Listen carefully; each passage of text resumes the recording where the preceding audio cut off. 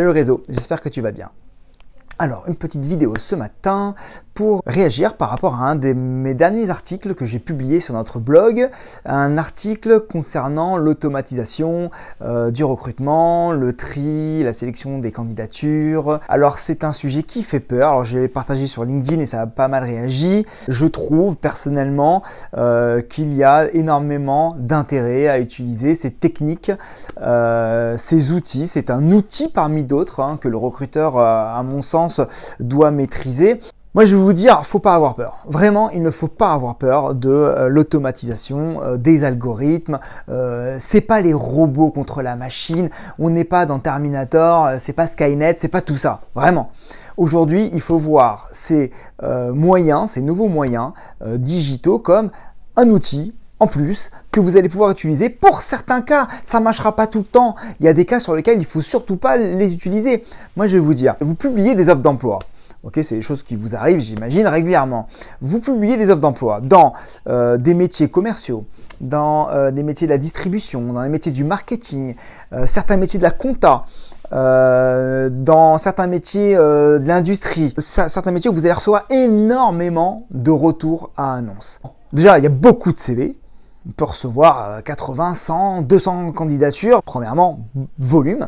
Deuxièmement, la qualité. On sait très bien que les CV qu'on reçoit ne sont pas tous intéressants. Bien sûr, sur une problématique de temps. Alors oui, c'est vrai, le temps, il faut. J'ai eu beaucoup de réactions sur les articles, comme quoi, oui, on court après le temps, etc.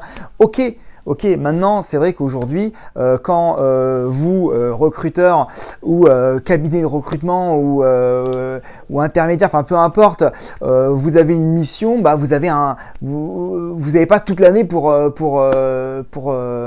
arriver. On va vous demander d'y arriver rapidement. Donc oui, ces outils, pour ma part, quand vous publiez ces offres d'emploi sur ces secteurs d'activité ou sur ces métiers, eh ben vous allez recevoir beaucoup de CV, pas forcément très qualifiés. Comment faire le tri ? Comment être efficace? Comment ne pas passer sa journée à trier des CV? Comment ne pas passer à côté de bons candidats parce que on a déjà eu 5-6 rendez-vous positionnés? Et bien justement, ces outils, ces algorithmes, d'abord qu'est-ce que c'est qu'un algorithme? Un algorithme, c'est juste un petit programme qui est programmé par l'homme. C'est-à-dire que l'algorithme, c'est pas quelque chose qui existe comme ça, c'est programmé par l'homme. L'algorithme va juste exécuter ce que l'homme, ce que le recruteur va lui demander de faire. Donc à partir du moment où vous avez bien calibré vos algorithmes pour justement mettre en avant les candidatures les plus intéressantes, et bien là, ça va vous sortir justement vos priorités. Qui sont les priorités? Alors, ces algorithmes, personnellement, ce qu'on utilise nous, ça va être des algorithmes de matching qui sur profil va nous dire oui, le candidat a la bonne expérience, a le bon secteur d'activité, a le bon niveau de formation, etc., etc. Et puis, il y a un deuxième algorithme, c'est un algorithme de scoring, c'est justement la possibilité de pouvoir poser des questions aux candidats par rapport à des thématiques qu'on ne voit pas forcément sur un CV. Exemple, la disponibilité, la mobilité, les prétentions salariales, la maîtrise d'un logiciel, les compétences acquises, etc. etc. Je prends un exemple très simple. Dans la distribution, par exemple, il se trouve qu'il faut travailler le week-end dans la banque ou dans l'assurance, sur les plateaux de téléconseillers aussi. Il faut avoir une certaine disponibilité, une certaine flexibilité horaire. Il y a certains métiers où il faut avoir sa propre voiture. Bref, il y a tellement de points aujourd'hui qu'on ne voit pas forcément sur un CV et qui sont intéressants de passer en revue. L'intérêt de ces algorithmes, c'est quoi? C'est pas de sélectionner et d'éliminer, c'est pas ça.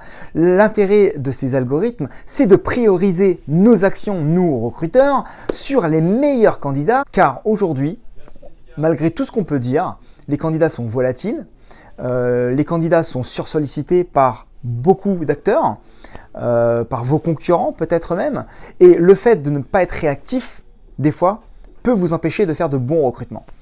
Voilà, je sais que c'est un sujet qui fait réagir. N'hésitez pas à réagir à cette vidéo, n'hésitez pas à la partager, n'hésitez pas à commenter.